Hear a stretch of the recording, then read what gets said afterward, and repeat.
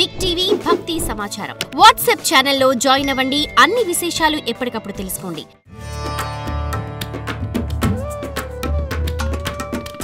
మాలలో ఉన్నప్పుడు తప్పు చేస్తారా? ఎవరు చెయ్యరు. మద్య మాంసాలు తీసుకోరు.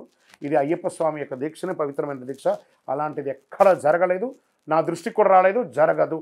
శరణమయ్యప్ప. దీక్షా సమయంలో ఇప్పుడు నేను చెప్పాను చూసారా, అకాల మరణం జరిగినప్పుడు ఖచ్చితంగా మాల తీసేయాలండి, అదొకటి.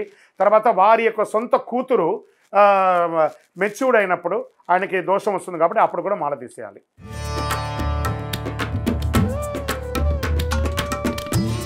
ఖచ్చితంగా మాలైపోయాలని. మేనత్ అండి, తండ్రితో పట్టినటువంటి యొక్క అక్కనో చెల్లిలో, అక్కడ మేనత్ కదా, చిన్నప్పటి నుంచి ఆలనా పాలన చేసి ఉంటారు కదా, కాబట్టి 13 రోజులు సూతకం ఖచ్చితంగా ఉంటుంది. ఎందుకంటే తండ్రితో పుట్టినవారు కాబట్టి ఖచ్చితంగా మాలైపోయాలి. శరణమయ్యప్ప.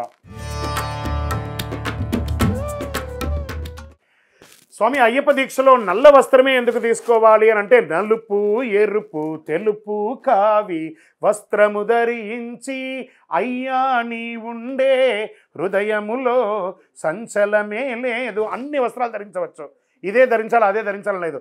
కానీ నల్ల వస్త్రం ధరించడం వల్ల ఏమవుతుందంటే శని ప్రీతి పొందుతారు. స్వామివారికి ఇంకొకటి కూడా ఉంది, నీల వస్త్రధారియే శరణం అయ్యప్ప. అన్ని వస్త్రాలు ధరించవచ్చు. శబరిమలలో పూజ చేసే పూజారులు అందరూ తెల్ల వస్త్రాలు ధరిస్తుంటారు. దేవాలయంలో ఉన్న ప్రతి అర్చకులు కూడా తెల్ల వస్త్రం ధరిస్తారు. కాబట్టి వస్త్రం కాదు, ముందు కనెక్టింగ్ ఆఫ్ గాడ్ అనేది చాలా ముఖ్యం. కాబట్టి ఆ వస్త్రం ధరించడంలో ఏమవుతుంది, ఇప్పుడు మీరు చూడండి, మనం అందరం కూడా ఈ నల్ల వస్త్రం వేసుకున్న వాళ్ళు బయట ఎక్కడైనా చూస్తే ఆటోమేటిక్గా మనం ఏం చేస్తాం, కళ్ళకి ఇలా అద్దుకుంటాం. ఏదో ఒక తెలియకుండా ఒక డిసిప్లిన్ వచ్చేస్తుంది. కాబట్టి నలుపుకి ఒక ప్రత్యేకత ఉంది, చాలా పవర్ఫుల్ కలర్ అనమాట అది. శరణమయ్యప్ప. మనలో తెగుతుందా? ఒంట్లో భయం ఉంటే తెగుతుందా? మాల తెగొచ్చా? మన ఇంట్లో అమ్మ, తల్లి, చెల్లెలు, భార్య అందరూ ఉన్నారు కదా, వాళ్ళ మాంగళ్యం ఒక చిన్న దారంతోనే కదా ఉంటుంది. ఎప్పుడైనా తెగిన చరిత్ర మీరు ఎప్పుడైనా ఉన్నారా? ఎప్పుడైనా వాళ్ళు పెరిగిందంటే చాలా జాగ్రత్త పడుతూ దేవుడి ఇంట్లో ఇంకో పసుపు తాడు కట్టుకుంటూ ఇంకోటి ఇప్పుకుంటారు. తెగకూడదు.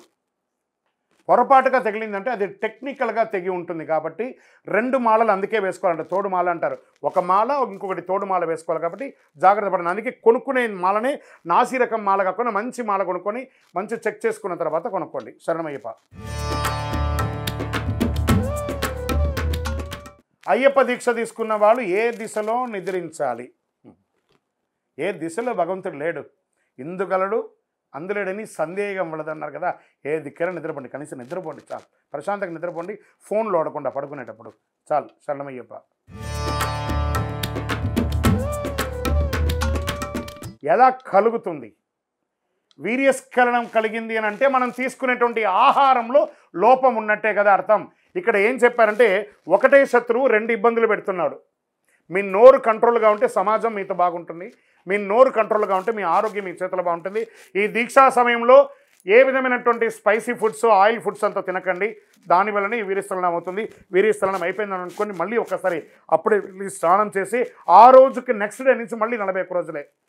అక్కడితో బ్రహ్మచర్యం పోయింది కదా, కాబట్టి నెక్స్ట్ డే నుంచి మళ్ళీ మండల కాలమే. శరణమయ్యప్ప.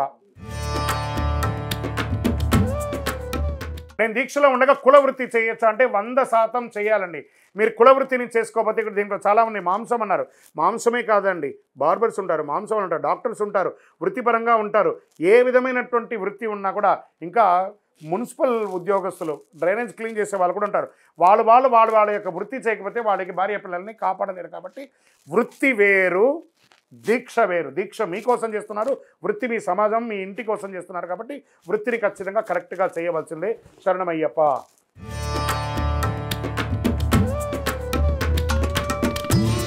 అన్నదాన ప్రభువే శరణమయ్యప్ప, ఆర్యంగావు అయ్యావే శరణమయ్యప్ప. ఒక్కరికైనా భిక్ష పెట్టే స్తోమత ఉందండి, లేకుండా ఏం లేదు.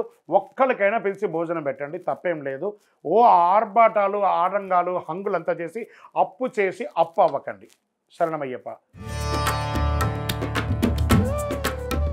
భిక్ష చేసేవాళ్ళు ప్రతిరోజు నియమాలు పాటించాలి, ఏ విధమైనటువంటి ఆహారం తీసుకోవాలి అనుకుంటే, ఆ భిక్ష చేసే వడ్డిచ్చే వాళ్ళు కానీ, కూర్చునే వాళ్ళు కానీ కింద కూర్చోవాలి. కింద కూర్చోలేని డాక్టర్ చెప్పిన వాళ్ళు పైన చైర్ లాంటిది వేసుకొని కూర్చోండి. ఇది ఓన్లీ ఆప్షన్ మాత్రమే. కానీ ఖచ్చితంగా అయితే కిందనే కూర్చోవాలి. కింద కూర్చున్న తర్వాత ఆకు వేయాలి.